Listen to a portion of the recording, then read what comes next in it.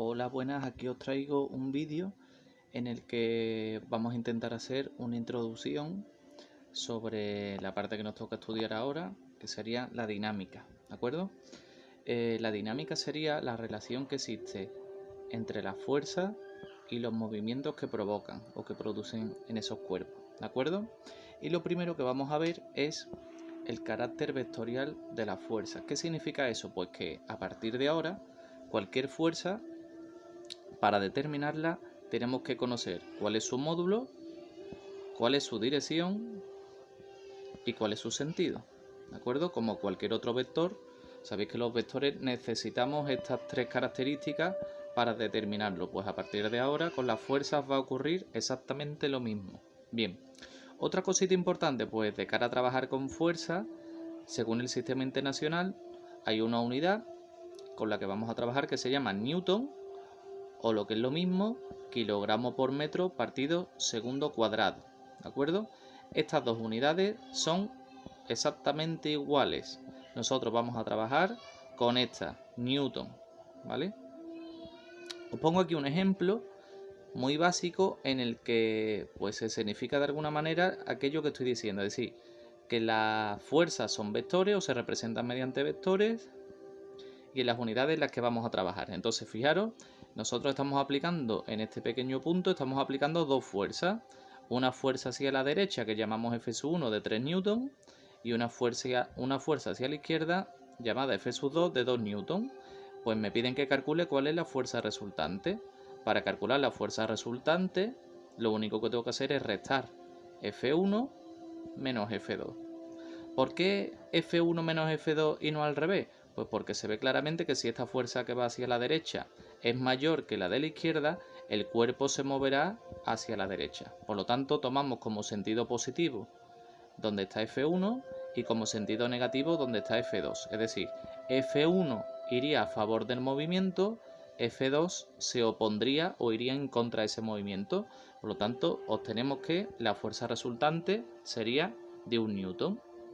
Bien, aparte voy a hacer aquí un breve resumen sobre cuáles son las tres leyes de Newton. Vamos a empezar por la primera. La primera ley también se conoce como principio de la inercia. ¿Qué significa eso? Pues lo que me dice esa primera ley es que si a un cuerpo la resultante de las fuerzas que se aplican es cero, hay dos opciones. Una, o que el cuerpo está en reposo, o sea, v igual a 0, o que el cuerpo se está moviendo con velocidad constante, lo que nosotros habíamos llamado MRU. ¿De acuerdo? Luego esto se le llama principio de inercia o primera ley de Newton. Después lo aplicaremos a un caso concreto. Esto es a modo de introducción. La segunda ley, también llamada principio fundamental, consiste en aprenderse esta formulita. Esta formulita, como su propio nombre indica, fundamental para resolver cualquier tipo de problema relacionado con fuerzas. ¿Qué significa esto? Que el sumatorio se refiere a la resultante de todas esas fuerzas, tiene que ser igual a la masa de ese cuerpo por la aceleración que provoca esa fuerza. Y siempre estamos trabajando en sistema internacional, es decir, la fuerza se medirá en newton, la masa en kilogramos y la aceleración en metros partido segundo cuadrado, como ya sabíamos. Y por último tenemos la tercera ley, también llamada principio de acción-reacción. ¿Qué significa eso? Pues tal y como aparece aquí, si a un objeto A ejerce una fuerza sobre otro objeto llamado B, eso significa que B debe ejercer una fuerza del mismo módulo y misma dirección que la que estaba ejerciendo el otro, pero en sentido opuesto.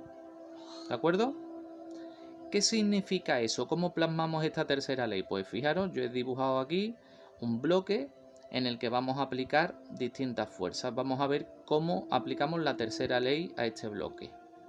Imaginaros la situación, nosotros tenemos un bloque apoyado sobre el suelo y tiramos hacia la derecha de él con una determinada fuerza y por el mero hecho de estar tirando hacia la derecha con una determinada fuerza, el suelo hace una fuerza de sentido contrario, de sentido opuesto, como dice aquí, dirección opuesta, significa que está en la misma dirección que la F, pero en sentido contrario, y esa fuerza se le llama rozamiento.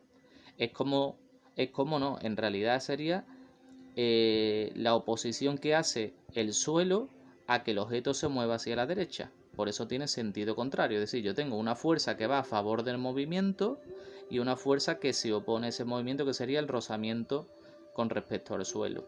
¿De qué va a depender ese rozamiento? Pues va a depender de las características que tenga el suelo.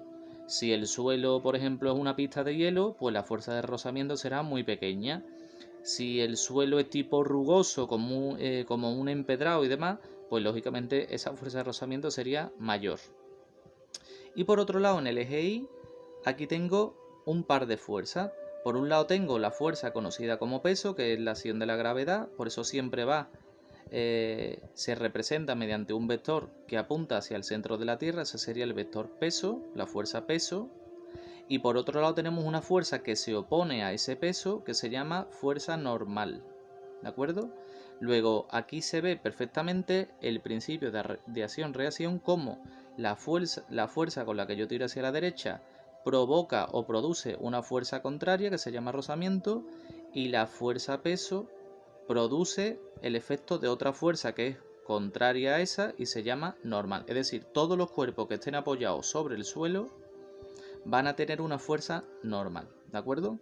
Ya os digo, esto tomároslo a modo de introducción, porque ahora lo plasmaremos en un siguiente vídeo con un ejemplo en concreto, ¿vale? Si tenéis alguna duda, pues no tenéis más que consultarme.